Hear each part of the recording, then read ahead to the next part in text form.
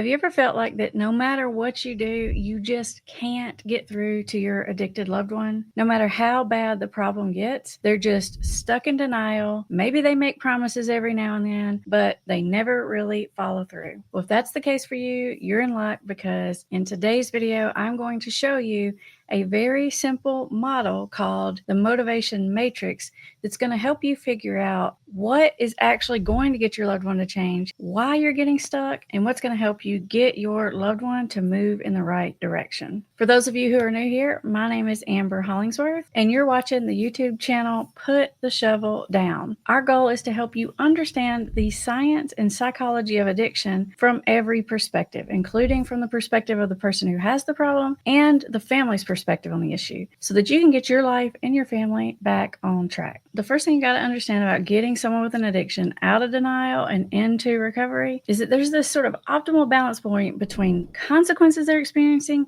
and positive influence in the right direction. Now, most of us understand that if a person who has an addiction is going to change, they're probably going to have to get uncomfortable in order to be motivated to make that change. The problem is that we, as the family member, we're in a hurry for them to figure this out. So we turn up the heat inside the relationship or inside the home, thinking that that's going to get their attention. Like, for example, we may say things like, if you don't stop drinking, I'm going to take the kids away from you. If I find drugs in this house, I'm going to call the cops. But in the mind of the person who has the addiction, that's actually a punishment. And punishment has the opposite effect from what we want it to have. Punishment actually gets a person to focus on you as being the problem, not the addiction being the problem. Now, you may think, well, if I leave, that's a natural consequence of their addiction. And in some ways, you're kind of right. But I promise you that the addicted person is going to see that as a punishment and not a consequence. If you want your loved one to understand the consequences of what they're doing, the best thing to do is let the world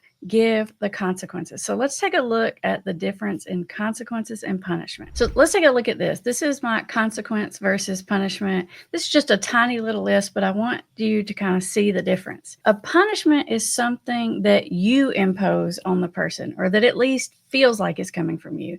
Like, you can take away a privilege. You can tell on them to someone else, like another family member or a friend. If you refuse to talk to them, if you're yelling at them, all of those things are going to feel like a punishment. The consequences are things that come somewhere else other than from you, like getting a bad grade, like getting a DUI, or not being able to pay your bills, or lost relationships. It's super important for it to be clear that this bad thing that's happening to them is coming from their choices, not from your choices.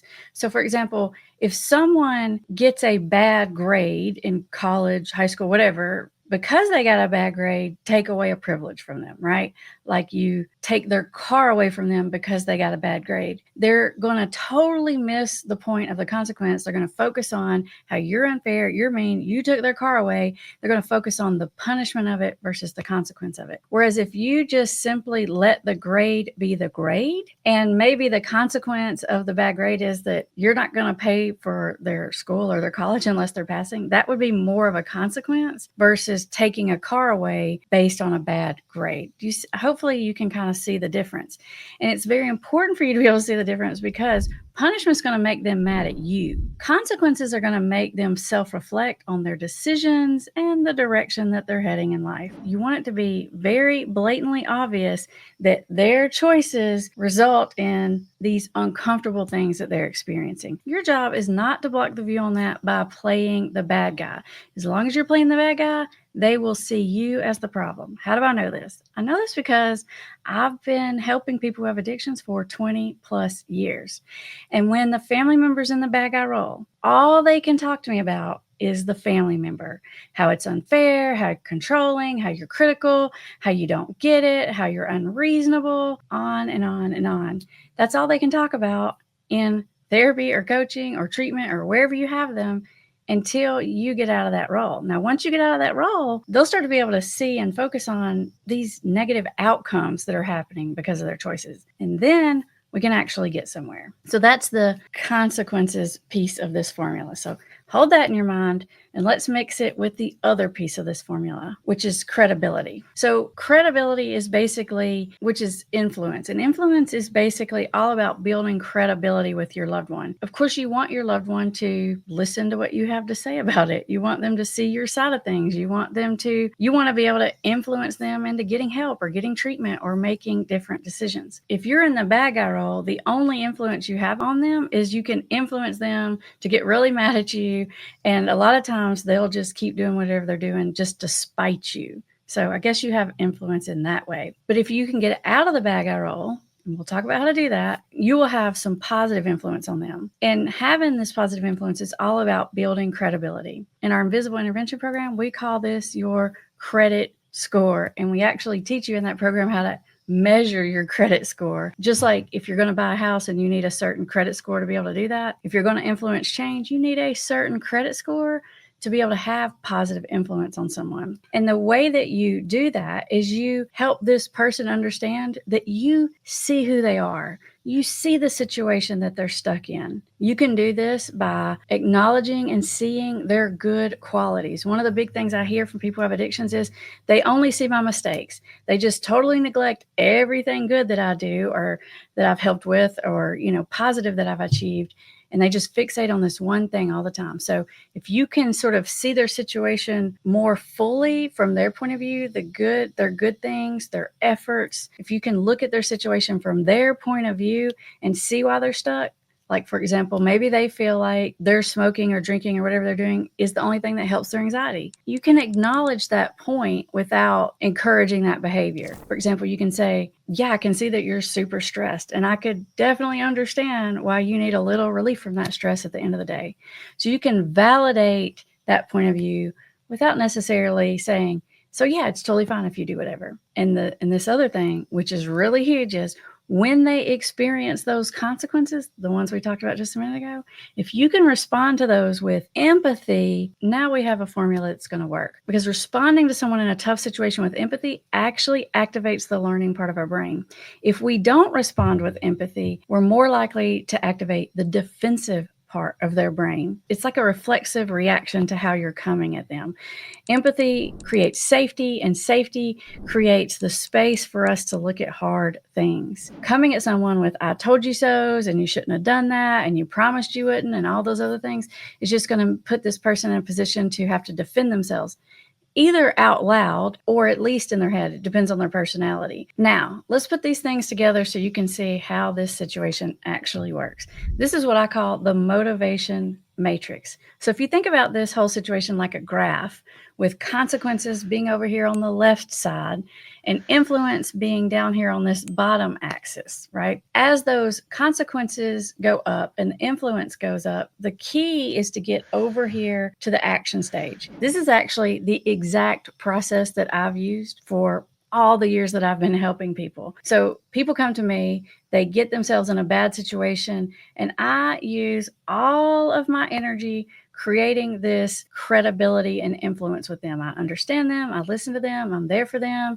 I see their positive attributes. I see their positive efforts. I encourage them. And then I just sit back and wait for the consequences to come. And because I've gained a positive influence and credibility with them, they care what I think. They listen to my opinions because they feel like I understand their situation. And so when I have a thought or an opinion, it carries a little bit more weight. So when these consequences come, and then I have a thought or opinion on maybe how to solve the problem or what they could do different or a suggestion, then that credibility that I have, it's like cashing in that credit score. Now I have positive influence to actually lead them in the right direction. The more consequences and the more influence gets us to this action stage of change. It's kind of like the consequences is the push, the influence is the pull, and when we get that to meet in the right place, then we get movement. If the consequences are low and the influence is low, then they're going to just stay in denial. Meaning, for example, if you have a situation where you may feel like the consequences are high, but what most families do is they go around and they fix all the external problems, like they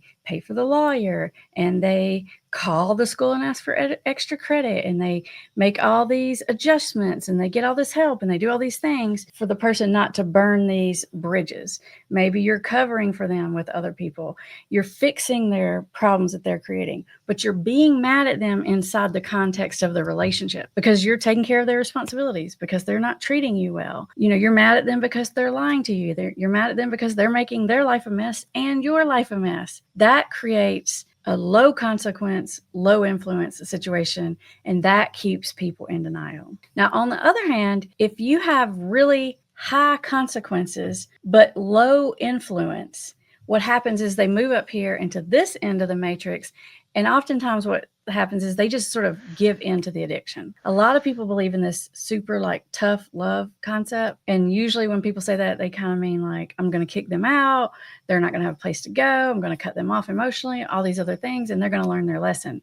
But actually what you do is now you don't have any influence over them. They have a lot of consequences and they just sort of give up. That's why you see people living on the street. You see people who've lost everything who continue to engage in that addiction. It's important to remember that the definition of addiction is continuing a behavior despite the consequences, okay? If those consequences get extremely high, but there's no positive influence there, meaning from you, from supportive person, from a sponsor, a 12-step group, a counselor, there's no positive influence there, they're likely to stay stuck. The consequences are still relatively low, but you're building influence. You can at least get the person to move over here to what I call the contemplation stage, which is where the person begins to recognize some of the consequences of the problem, and they're not focusing on you as being the bad guy. They'll start to realize that they need to do something about the issue. They may not be totally ready to go completely abstinent or sober or whatever, but they'll start thinking, I need to cut it back. I need to make a change.